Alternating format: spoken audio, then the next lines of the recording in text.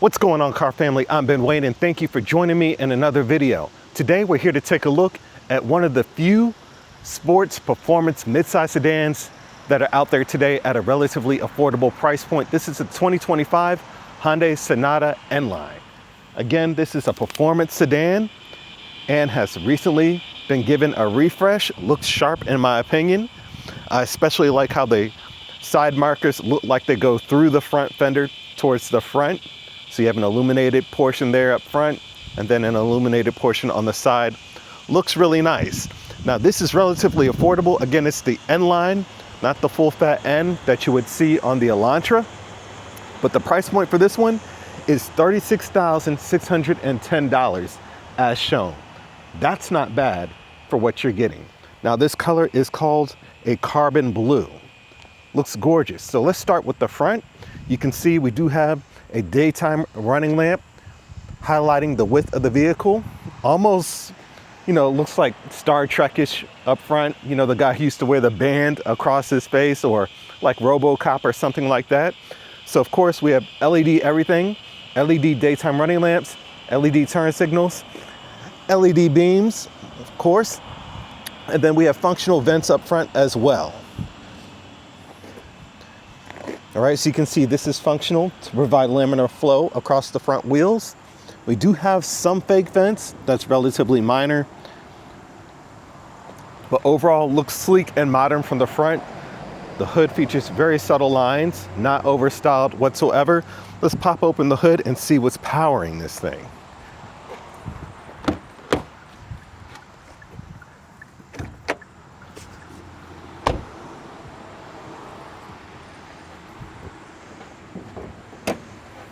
All right, so the hood is supported on its own. There's no manual strut system there, which is nice. What we have here is a 2.5 liter turbocharged 4-cylinder power plant, giving us 290 horsepower, 311 pound-feet of torque.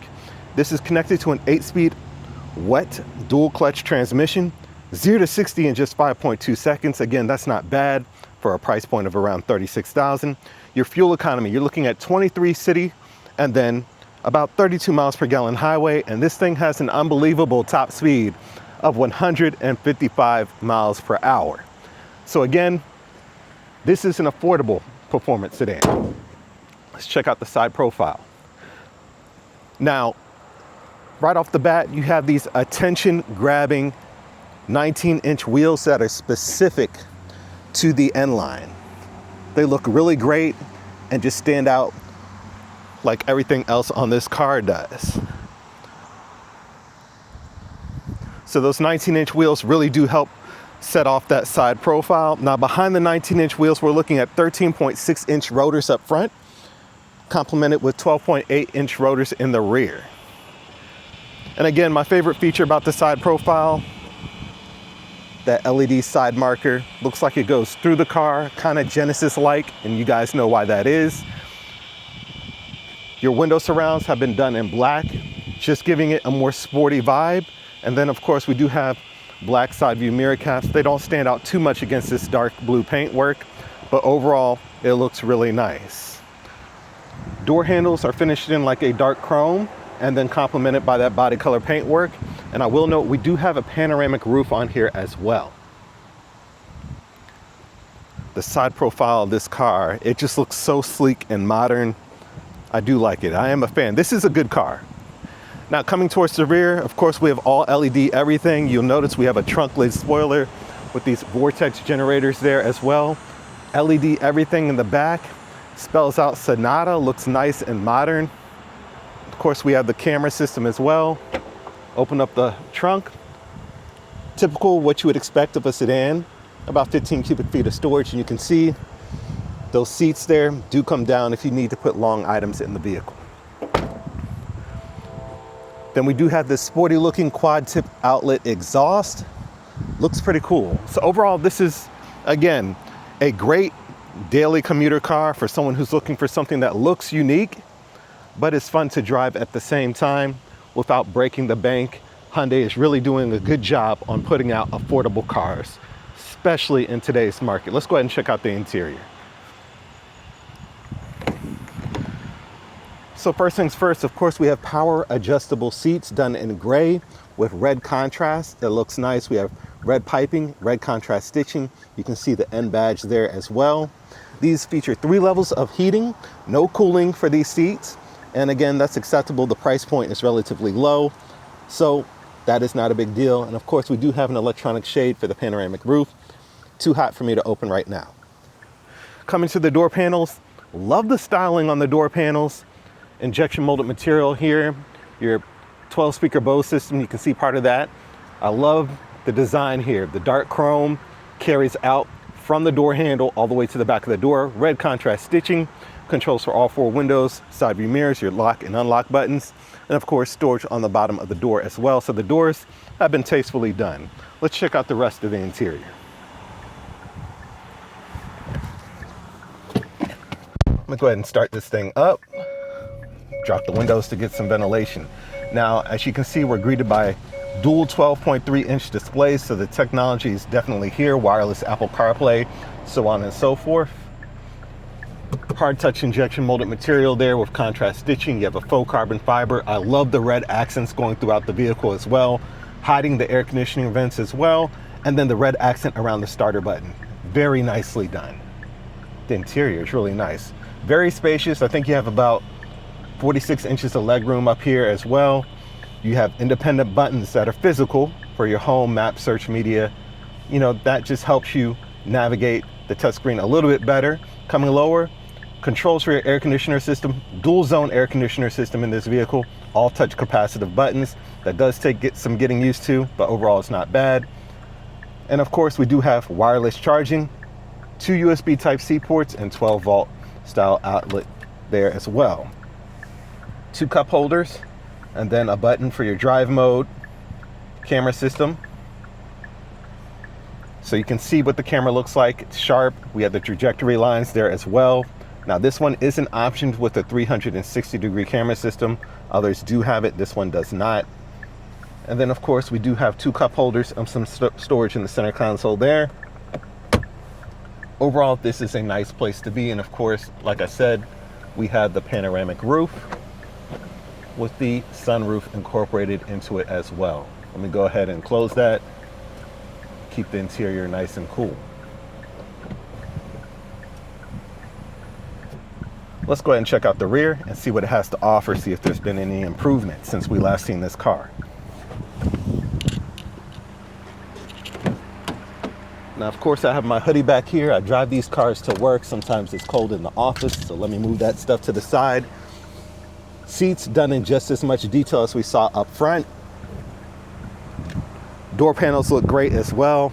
Only thing I would say is, you know, just personally, it would have been cool to see some red seat belts back here, but that's just me. Let's go ahead and sit in the back. So I'm sitting behind myself and plenty of leg room back here. We have 2 USB Type-C ports, air conditioning vents back here. I'm not sure if this vehicle had AC vents back here last time we reviewed it.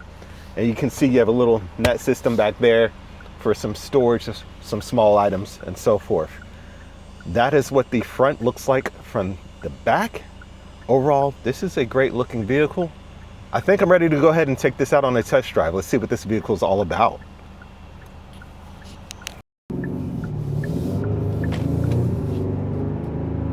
All right, so we're test driving the Hyundai Sonata N-Line.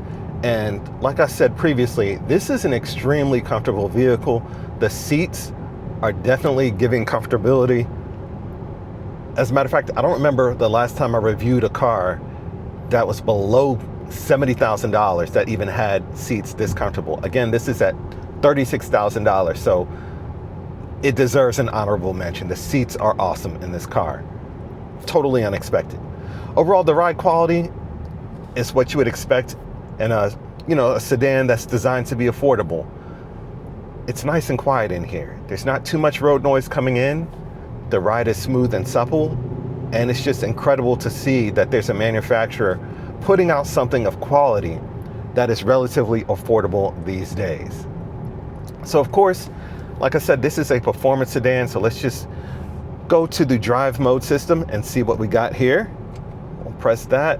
So you only have 3 drive modes: normal, sport, and my drive. I imagine my drive is like a custom setting. We'll put it into sport. And of course, we do have shift paddles back here as well. Let's see what that's about.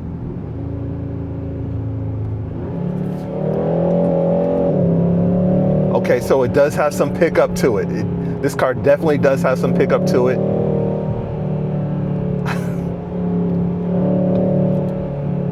Brakes are nice and responsive as well.